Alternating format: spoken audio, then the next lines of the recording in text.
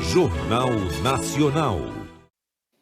Olá, boa noite. Boa noite. A destruição de uma ponte enfurece Vladimir Putin e a Rússia responde com novos ataques de mísseis à capital da Ucrânia. Um deslizamento de terra deixa dezenas de mortos na Venezuela. A queda de 2 pontes em menos de 2 semanas põe cidades isoladas em situação de emergência no Amazonas. O Ministério Público Federal em Sergipe denuncia policiais rodoviários federais envolvidos na morte de Genivaldo Santos por asfixia num camburão. Aumenta o número de jovens brasileiros que preferem trabalhar com rotinas flexíveis. O Jornal Nacional está começando.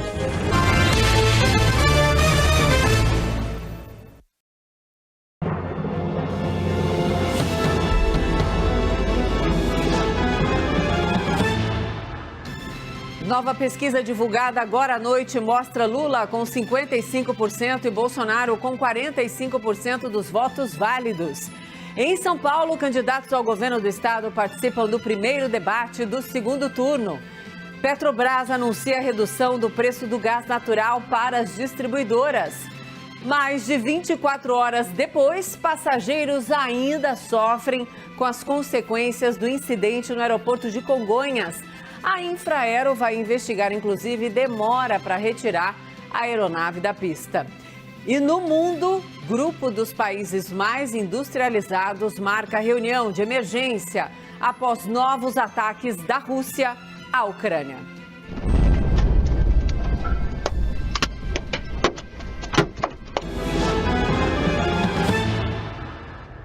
Olá, boa noite. Seja muito bem-vinda, seja muito bem-vindo também. Gente, a segunda semana, dessa reta final das eleições começou com o Lula apostando em atividades no Rio de Janeiro e em São Paulo e Bolsonaro investindo em encontros com prefeitos em Brasília.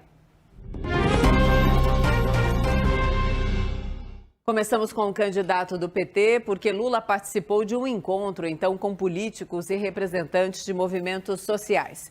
Em seu discurso, falou em acabar com a fome e investir em educação.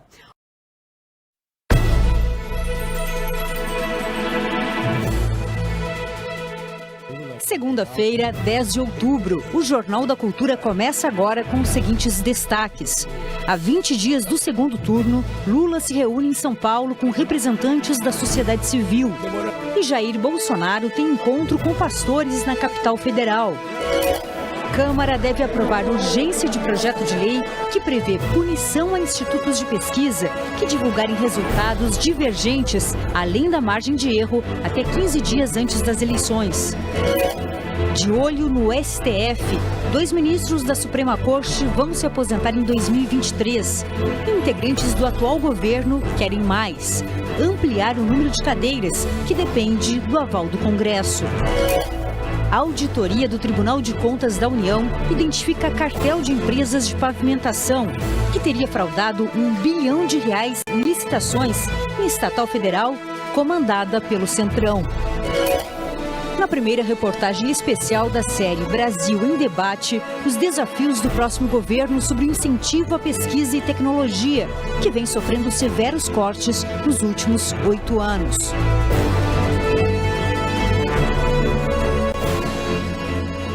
Olá, boa noite. O Jornal da Cultura está começando 10 minutos mais cedo por causa do horário eleitoral. Hoje na bancada temos o conselheiro do Tribunal de Contas do Estado de São Paulo, Dimas Ramalho, e jornalista e apresentador do Provoca, Marcelo Taz. E você também pode fazer comentários pelo Twitter na hashtag Jornal da Cultura. Boa noite, doutor Dimas. Boa noite. Boa noite, Taz. Boa noite, Ana Paula. Taz, abstenção alta pode...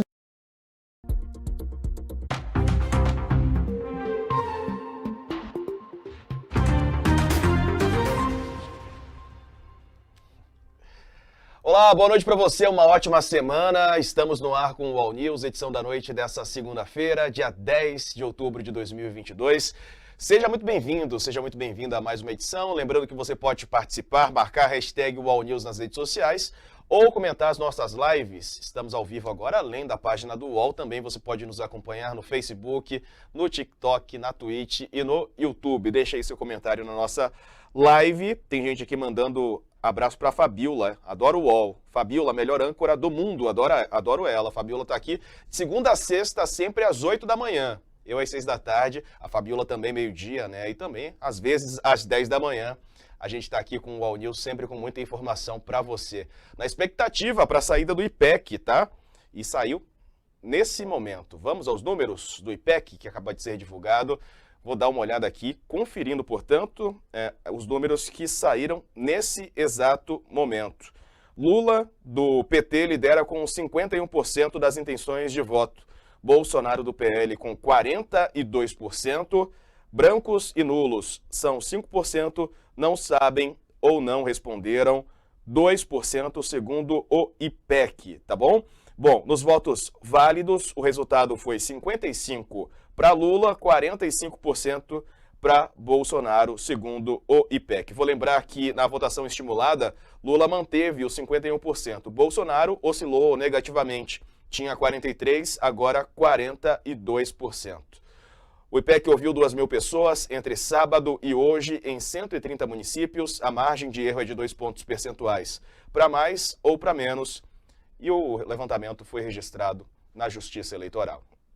Assunto para nossa entrevista com a governadora reeleita do Rio Grande do Norte, Fátima Bezerra, do PT. Leonardo Sakamoto me acompanha para essa entrevista. Muito boa noite aos dois. Jovem Pan apresenta Os Pingos dos Is. Especial Eleições 2022. Muito boa noite para você, são 18 horas e 5 minutos em São Paulo, seja muito bem-vindo, já estamos no ar, começa aqui mais uma edição de Os Pingos nos Is, especial eleições. Hoje é segunda-feira, dia 10 de outubro de 2022, estaremos juntos aqui até às 8 da noite com José Maria Trindade, a Ana Paula Henkel, Diogo Schelp e Augusto Nunes. Eu lembro que o Guilherme Fiuza continua em férias, volta na quarta-feira dessa semana para completar o time aqui de Os Pingos nos Is. Vamos aos destaques do programa de hoje. Bolsonaro promete colocar um ponto final nas censuras impostas pelo STF. PT pede remoção de conteúdo que liga o partido ao PCC. E Simone Tebet quer que Lula esconda o vermelho. Isso e muito mais agora para você aqui em Os Pingos nos Is, especial eleições. Hora de colocar os pingos nos is. O presidente Jair Bolsonaro participou de entrevista no canal Pilhado de Thiago Asmar e do canal Paulo Figueiredo nesse domingo. Ao falar sobre a renovação do Congresso, o chefe do Executivo comemorou a grande bancada conservadora eleita.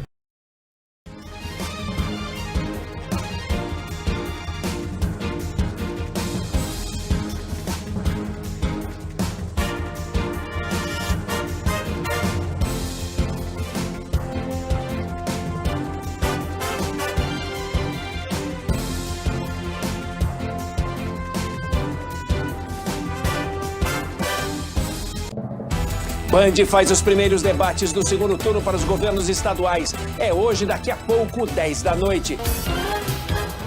Em São Paulo, Tarcísio de Freitas e Fernando Haddad. No Rio Grande do Sul, Onyx Lorenzoni e Eduardo Leite. E no Amazonas, Wilson Lima e Eduardo Braga. Violência na maior cidade do Brasil. A ação das gangues no centro de São Paulo assusta moradores e comerciantes. Rússia faz os bombardeios mais intensos na Ucrânia desde o início da guerra. Putin diz que é resposta a ataque contra a ponte na Crimeia. Passageiros enfrentam o segundo dia de atrasos e cancelamentos em voos por causa de acidente com um avião no aeroporto de Congonhas. Air France e Airbus voltam a ser julgadas pela queda do avião na rota Rio-Paris, que matou 228 pessoas em 2009. Holandês voador até debaixo d'água. O bicampeonato merecido de Max Verstappen na Fórmula 1. Prazo perto do fim para atualizar cadastro único dos programas sociais do governo provoca filas. Série especial mostra o sucesso do mercado de animação no Brasil. Hoje tem Galinha Pintadinha. Quem é que tem a crista vermelhinha?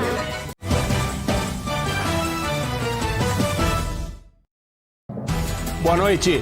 As cenas impressionam e assustam. No centro da maior cidade da América Latina, você vai ver gangues atacando moradores e comerciantes e espalhando medo. A reportagem é de Carol Matos.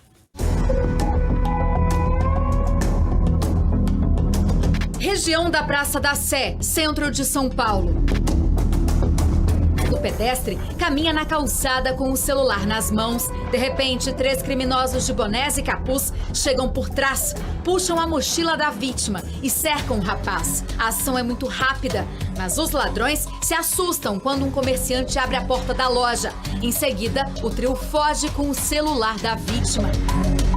Do alto de um prédio, este outro flagrante mostra a movimentação de pelo menos 3 suspeitos. Repare no pedestre de camiseta vermelha e mochila nas costas. Ele se prepara para atravessar a rua quando é cercado pela dupla de assaltantes. Um terceiro comparsa chega logo depois. A vítima, que está com o celular nas mãos, reage e tenta se livrar do trio, mas o rapaz é cercado e agredido, até que um dos bandidos pega a carteira e celular da vítima no chão e foge correndo. Os comparsas vão atrás. Por onde se anda aqui pela região central de São Paulo, em cada esquina a gente encontra situações como esta. São vidros de carros quebrados, mais um resultado do ataque das gangues. Nos últimos meses, dezenas de arrastões deste tipo de gangues têm aterrorizado quem mora, trabalha ou tem que passar pelo centro da maior cidade do país. Veja hoje no SBT Brasil. Passageiros enfrentam caos aéreo após incidente com jatinho no aeroporto de Congonhas, em São Paulo. Quase 300 voos foram cancelados. Polícia de São Paulo procura adolescente que invadiu casa da médica Ludmila Jar. Justiça francesa começa a julgar a Air France e a Airbus por acidente com o voo Rio-Paris. A Rússia bombardeia cidades na Ucrânia em resposta à explosão que derrubou uma ponte na Crimeia. 11 pessoas morreram. É já já. No Dia Nacional de Combate à Violência contra a Mulher, um policial militar foi preso no Rio de Janeiro, suspeito de matar a ex-companheira na frente dos filhos dela. A cada 3 dias, pelo menos uma mulher é vítima de feminicídio no estado. Olá, boa noite. Boa noite, seja muito bem-vindo ao Rede TV News. Uma mulher foi morta na frente dos filhos pequenos na zona norte do Rio de Janeiro. O ex-companheiro dela, um policial militar, confessou o crime. Veja agora outros destaques dessa edição. Um homem acusado de estuprar uma universitária em Belo Horizonte se entregou à polícia. Existe a suspeita de que haja outras vítimas. 6 pessoas da mesma família morrem em acidente no interior de São Paulo. O motorista que causou a batida estaria embriagado. O governo do Amazonas decretou situação de emergência em 3 cidades depois da queda de mais uma ponte. O transporte e o abastecimento na região estão comprometidos. Rússia faz maior ataque a Kiev desde o início da guerra contra a Ucrânia. O presidente Vladimir Putin disse que foi uma resposta ao ataque de sábado contra uma ponte que liga a Rússia à Crimeia. Um homem de 26 anos, acusado de estuprar uma universitária em Belo Horizonte, se entregou à polícia com medo de ser linchado. Ele já teria cometido abusos contra outras mulheres.